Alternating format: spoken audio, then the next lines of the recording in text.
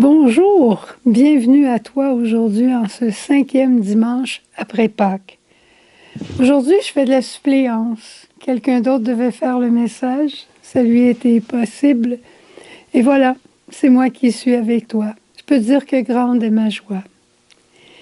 L'évangile de ce jour, il faut le remettre dans son contexte pour bien le comprendre.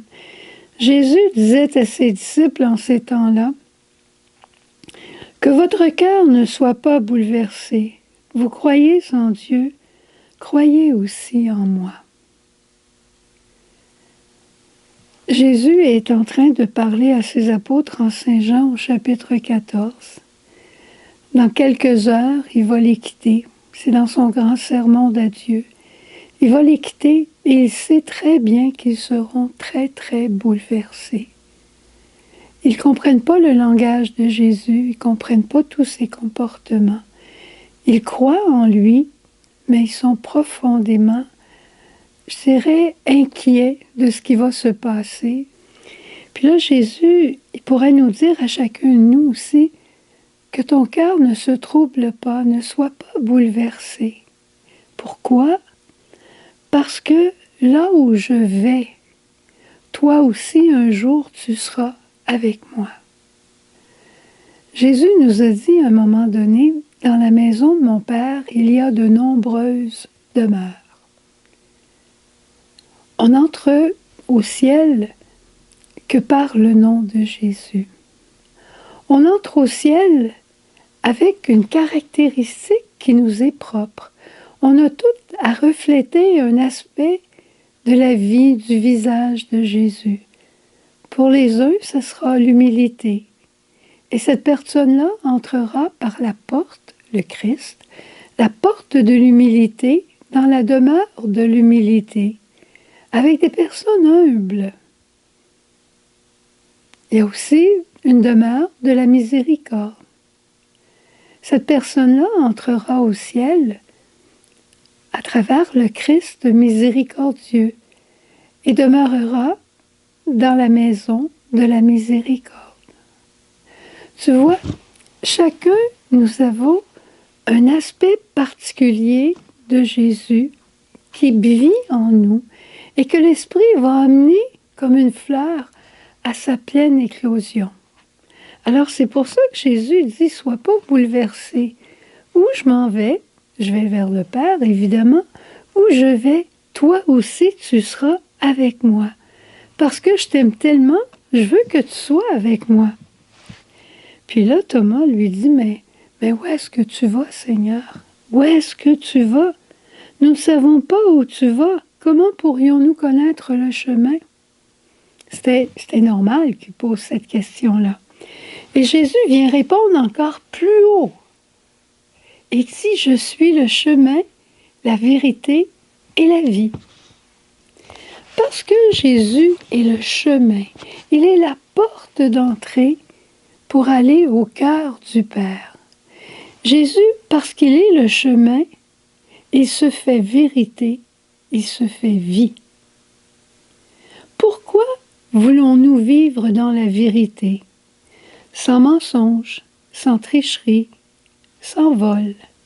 Pourquoi, quand les événements sont très contrariants, quand les événements pourraient me mettre en boîte, pourquoi je ne prends pas un faux côté? Le côté du mensonge, le côté de la tricherie.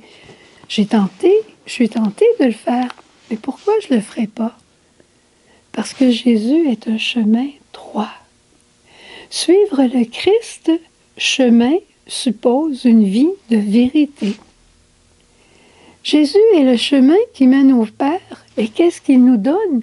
Il nous donne la vie, mais pas juste une petite vie terrestre, mais la promesse d'une vie éternelle, une vie qui ne finira jamais.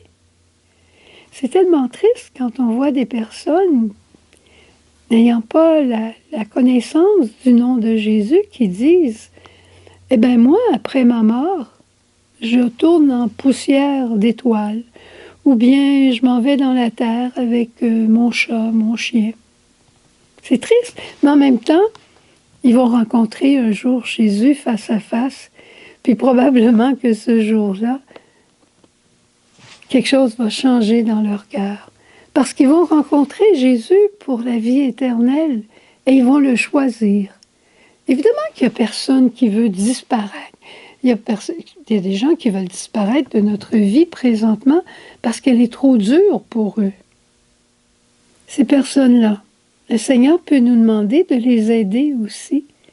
Et Jésus, dans un premier temps, peut-être de prier pour ces personnes, pour qu'elles aient la joie de rencontrer Jésus.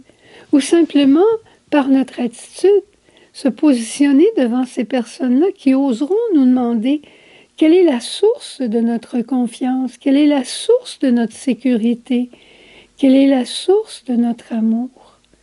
Et c'est alors que nous pourrons répondre, Jésus. Jésus, il est le roc de ma vie. Il est la sécurité de mon cœur. La sécurité, c'est le Père qui l'apporte. Mais qui voit Jésus, voit aussi le Père. Il y a un commentaire ici de Saint Bruno que j'aime beaucoup, qui reprend l'Évangile en disant « Je suis le chemin ». Pourquoi? Parce que personne ne va au Père sans passer par moi. Et je te raconte une petite histoire qui est arrivée aujourd'hui. Tu sais comment j'aime le Christ miséricordieux qui est juste en arrière de moi. Eh bien, j'en ai une très grande dans ma chambre, très rectangulaire, une magnifique icône du Christ miséricordieux, écrit en bas avec Jésus, j'ai confiance en toi. J'étais absente de la communauté pendant quelques mois, je viens tout juste de revenir.